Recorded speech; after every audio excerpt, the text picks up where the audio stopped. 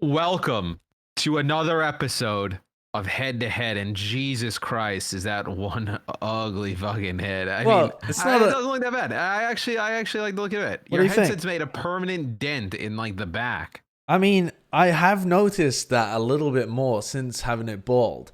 But I think, all right, here's my theory.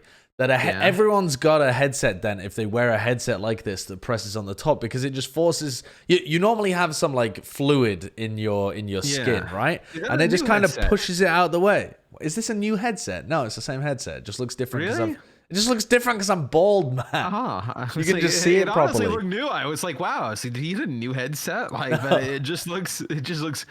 I think now it's just the focal point of your face. Yeah, is the headset. Yeah. So that's why I think it may have stood out a little bit more. But you guys are here for us to talk Overwatch, because if we just talked about how each other looked, we'd get no views on this channel.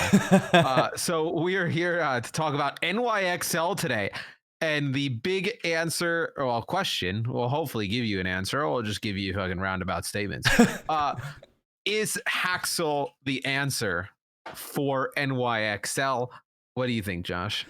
I am skeptical about this, honestly, Matt, because even though Haksal's an incredible player, they've tried this experiment so many times before in the past. Like, this is the team that is Flower. Who are you? Like these classic Genji projectile players that are supposed to revitalize the team. This was our whole story at the beginning of this year, Matt, was Hopper's come in.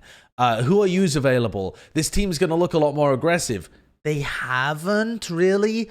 I mean, okay, most of the time you've been playing Mei, so it's not like Huayu's had an opportunity to go crazy on the Genji. But also, that's probably going to be the same for Haksal too. Like, it's not like we're going into a brand new.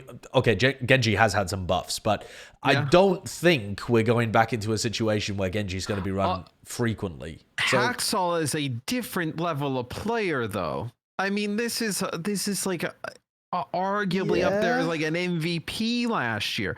Yeah, he got Rookie of the Year last year.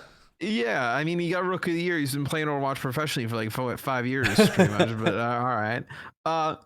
How can you say that this is not? This is a massive upgrade. Like, how many other teams can add an MVP, like a legit MVP caliber player in the middle of the year? Like, there's none. It's definitely a huge boost, and I think it's great for them.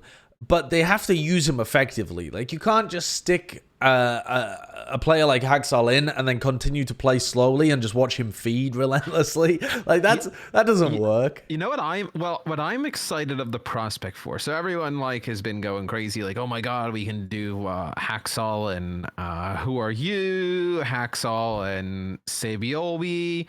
What kind of went under the radar with the Haksal? God bless you. Bless you. Yeah, Josh said bless you as well. What's gone under the radar here with the Haksal signing is that Nene is back in Korea. Is he? I actually didn't know that. Nene and Haksal could be sick, because that gives you like the tracer of SBB, but like a little bit more pop-off potential. Yeah. And I think like a combination of Nene and Haksal could be really sick. Like, I think that is because we haven't seen Nene a lot throughout the season. I think like 5 maps. I think the last time we looked, something like really low. It is quite low. I mean, he was a player last year that was like putting in work. And you think with some of the heroes that are being played now, he could really make a big impact. So I think a combination of him and Haksal could be dynamite. Yeah, that could be awesome. I mean, they've also got Hotbird, who's come in this year, and Mandu is now available as well, who's like a much more aggressive Lucio. All of this sounds amazing on paper, man. But this team has never been successul without Sabiobi and Libero in the lineup. Like, maybe this is a new turn, though. Like, this is a turn towards like younger players, right? Like, you have like Jonak and Mono who could still stay and be like think about NYXL like in the past, where they've had some of those like slow play and like struggles and whatnot. Like, think about how many of those players aren't going to be in the lineup now. Like, you could have Mandu in terms of main support, Jonak in there. You could have a combination of like Nene and Haksal with the Hotba and Mono. Yeah, like, that's a solid lineup. I'm not arguing that it's a bad lineup. It's a great lineup. Yeah. And I also think that this was necessary for New York. We've watched them slowly slip from being the absolute dominant team in 2018, and they've just slowly slipped down the rankings a little bit. I do agree that they needed something to shake it up, but I don't know whether they can execute it properly. They've never shown that they can. I don't think there's any other way to spin this other than that this is a, I don't want to say last ditch effort, but it feels like a last ditch effort to save the season for New York. Of let's bring, like, they kind of knew what we were talking about, where we were like, hey, you know, they need like a powerhouse damage dealer, right? Yeah. I mean, this gives them the ability to run, like, I mean, imagine like an SBB on like a Reaper Doomfist with Haksal on the Doom, right? Like, it gives them like a ton of potential. Where I think that's the thing, they have a ton of potential now.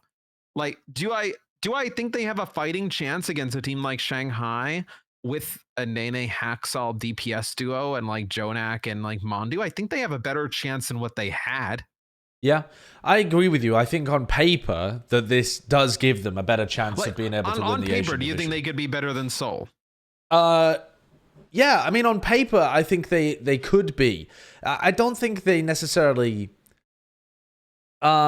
Yeah, you know what? Yeah, I actually do. I think that even if you ignore Mandu, if you just think about Animo and you think about like the combination of Haksal, Libero, Sebiobi, and Nene, in theory, this is now a team that should be able to put up ridiculous level performances.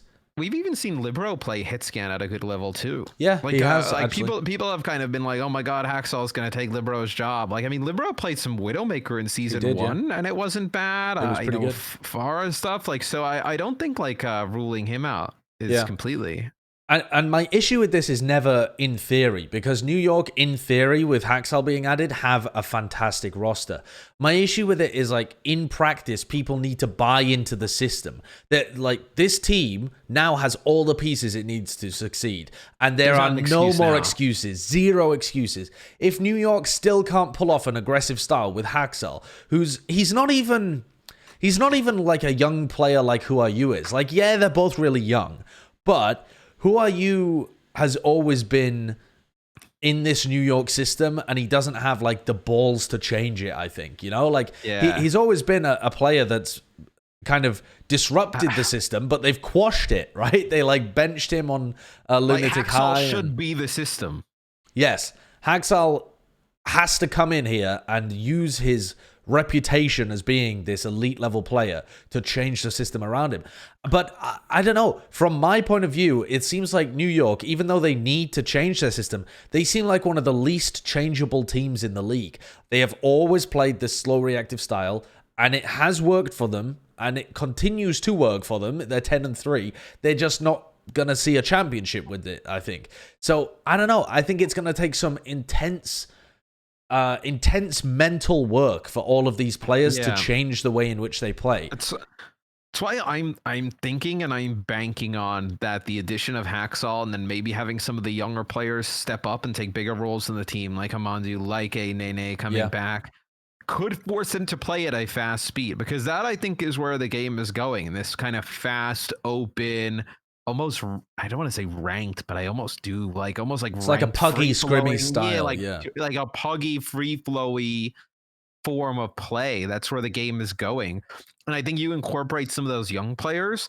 The only thing that is weird as it sounds, like it's like maybe they've gotten around like so used to playing around Jonak for so long, that it's like, well, Zen's not that effective anymore, so it becomes like a weird thing where now you're trying to change your playstyle up and react. But I think they need to play around the damage dealers now. Like, if you have Haksal, Libero, Savio B, Who Are You, like Nene, you have to play around those players without a doubt. And I think some of this has got to come from the coaches as well, right? Like, they have to realize that it's not just a matter of plugging Haksal into New York. You have to change the way that people like Mano play the game. Like, he can't just be playing for territory and playing for space and reacting to his opponents. He has to go aggressive to make room for his DPS so that they can frag out. You have to kind of have that trust that your DPS players are going to just be able to take control of the game.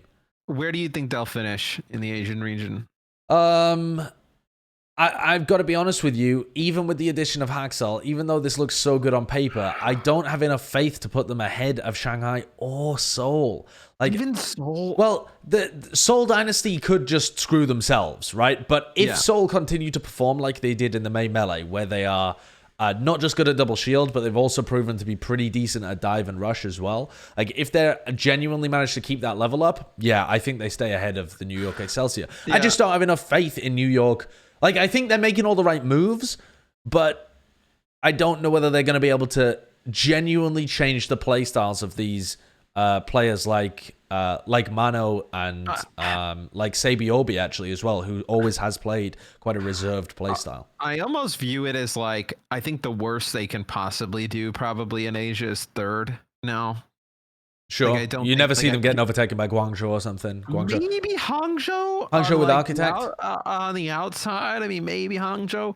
But I do think this increases their chances to get above Seoul. And I think to give Shanghai, maybe not beat Shanghai consistently, but, you know, in one best of 7, like it becomes interesting, right? Yeah. They've also had like a 2-3 game against Shanghai a couple of weeks ago. So it's not like they've been dreadful. I think they were quite dreadful in the May Melee. I think they just had a bad read on what they were supposed to play. But Which I think for a team like New York, now with the new changes to the system, with 2 weeks or a week before the playoffs to get used to a hero pool where they won't be kind of taken off guard by a meta, supposedly going into like a bracket play. I think that benefits a team like this, where they can actually be prepared and know exactly what they're playing. But I didn't. I mean, I kind of saw the Haksal move coming, and then once the players started to say no, they definitely won't have Haksal, then I definitely knew what was happening. Which that's probably one of the worst ways to deny something, to just publicly keep denying it over and over again and laugh about it and play with that person over and over again. But you know, they thought they had people tricked. They don't have people like us tricked, because we know. No, we've got big brains, Matt. Big old brains. Big brains. And you know what else we have? We have smart people in our comments who are going to let us know who they side with. Do you side with Sideshow and think that NYXL is done and that they're going to have to blow the whole team up and start all over again? At no point did I say that, Matt. I believe you did. Or do you agree with me that Haksal is the answer that could propel New York to the top of the Asian region? Let us know and stay tuned. More heads-to-head and other content coming at you soon.